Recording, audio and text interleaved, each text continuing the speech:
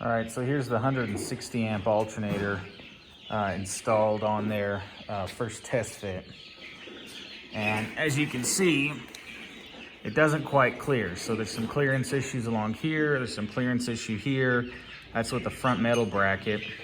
You can see this is how far I gotta bring this ear in right here before it can mount. So I need to do trimming down there, up there, and then the aluminum bracket on the back side. You can see it's not touching right now, but by the time I trim that front metal one, I think the aluminum bracket's gonna be touching as well. So I think that's gonna need some clearancing somewhere. So I'm gonna get out the flap disc and start grinding away on that bracket.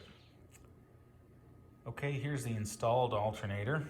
You can see I got a lot of aluminum dust and crap around on my nice clean engine.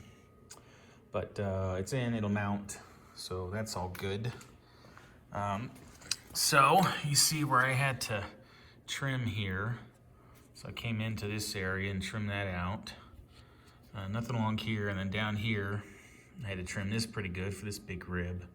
And then there was some along here as this rib kind of came in. So I got that. So it fits, it's tight. I did end up doing some on the back side of the alternator and trimming this bracket. So let's take a look at those. All right, here you can see the material I had to remove to get this to fit. So I took off quite a bit through here, you know, even grinding into the block for these couple of ears. So started getting pretty close on these threads in here, and a little bit through all here on this bolt as well. So there's a fair bit of material to pull out this whole way along. And I got to that point and I kind of got tired of removing so much material.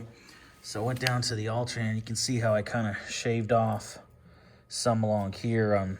This was some high stuff. So I had to do this last little bit to get it trimmed. And I got real aggressive on the block side because I didn't want to have to do this, because then I don't have an off-the-shelf replacement. Any replacement I get, I got to do this same sort of grinding to it. So it makes it a little bit more custom. I would have preferred to keep it all on the block side and get it to fit without having to do that to the alternator.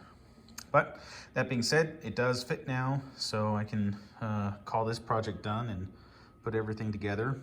I will end up running a new heavy gauge wire from the alternator up to the battery or to the power distribution, one or the other, to make sure that it can handle the potential extra current.